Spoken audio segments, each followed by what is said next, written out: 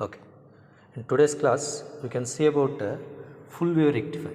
It is a full wave rectifier circuit diagram. This one is the without filter and this is the with filter. With filter. Here we are using the capacitor as a filter. Capacitor as a filter. To conduct this experiment, what all the components are needed? So basically, we need two diodes, transformer, and one load resistor, decayed load resistance box are needed, and to the other one capacitor is to be required for the filter circuit. So these are the components required. Initially we require the breadboard, two diodes, one capacitor, multimeter to note down the readings, and this is the decayed resistance box. It may vary from ohms to 1 ohm, 2 ohm, 10 ohms to etc. 100 kilo ohms it can be varied, and we need two probes, and these are to be connected by using the circuit diagram as per the circuit diagram. Okay, so this is to be constructed as per the circuit diagram. So it is a constructed circuit. Initially we will conduct the experiment without the load. So without the load we are conducted. These readings are to be noted.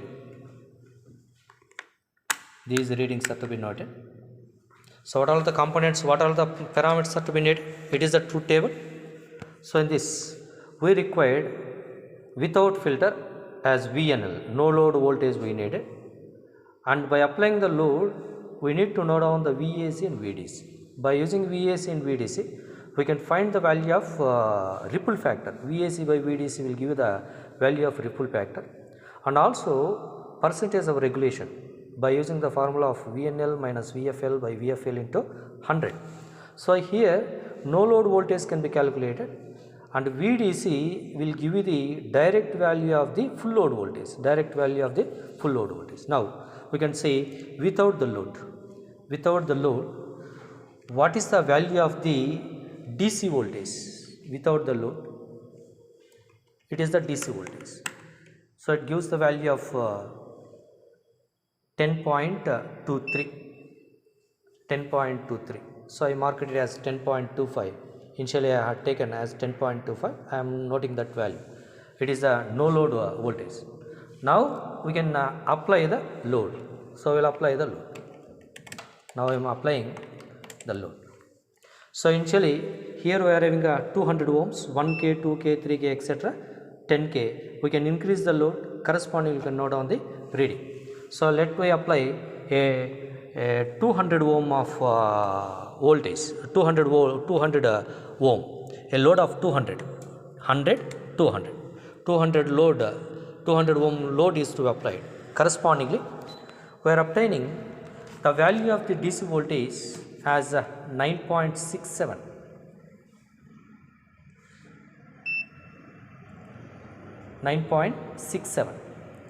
And let me note the AC voltage. It's around 4.49, 4.5, 9.69 or 9.67 you can have.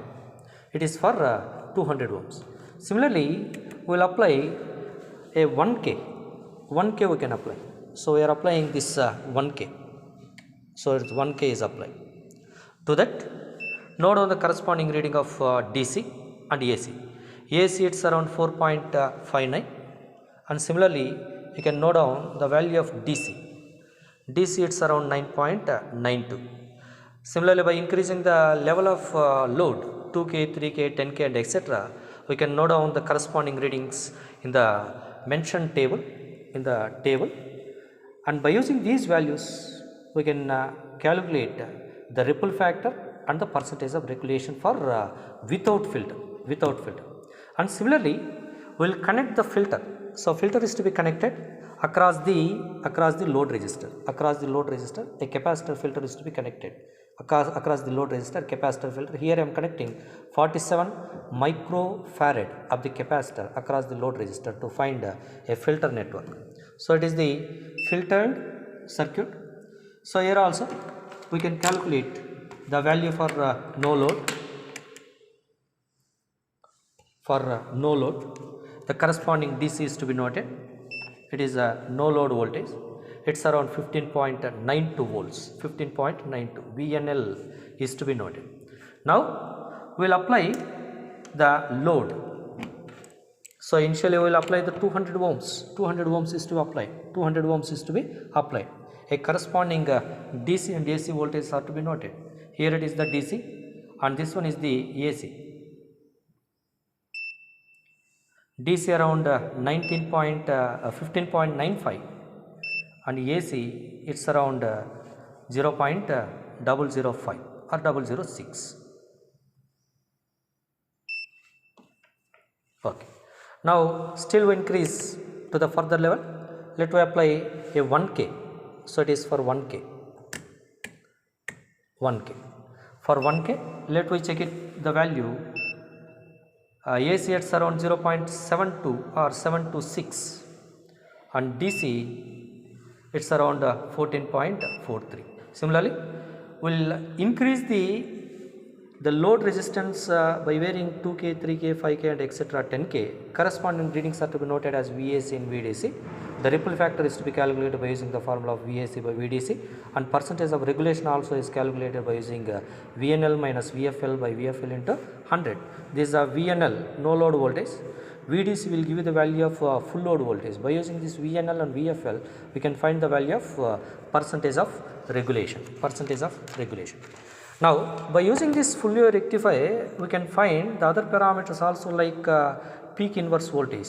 That is double of the half wave rectifier. It gives the value of 2 Vmax, and form factor also can be determined by using IRMS by IDC, and it may gives the value of IRMS as the value of Imax by root 2, and the efficiency of the full wave rectifier it's around 81.2%. For the half wave, it is a half of the value, it's around 46, and ripple factor, the original value it's around 0.482. I calculated by using the obtained value it's around 0.46, and the percentage of regulation also I calculated as VNL minus VFL by VFL into 100, it's around 0.05 or otherwise 5.77%. Okay, it's about full wave rectifier, and a half wave rectifier has only the single diode, whereas the full wave rectifier has 2 diodes. Those 2 diodes can be conducted when a positive AC signal is to be applied and negative AC signal is to be applied. It is a transformer. When the positive pulse is to pass through this, diode D1 will conduct. When the negative signal is passed through this, diode D2 will conduct. And those 2 can be observed in the screen without filter. So it is the without filter circuit output waveform. This is the output waveform. This is the given input signal as the AC signal. This is to be converted into pulsated DC signal. A rectifier as a device which can convert AC into DC. So a positive pulse is to be converted, and the negative pulse is also to be exhibited in the case of full wave rectifier. Whereas in the case of half wave rectifier, only the positive pulse is exhibit and negative pulse is to be 0. Okay, it's about full wave rectifier. Thank you all. Subscribe my channel and share my channel. Thank you.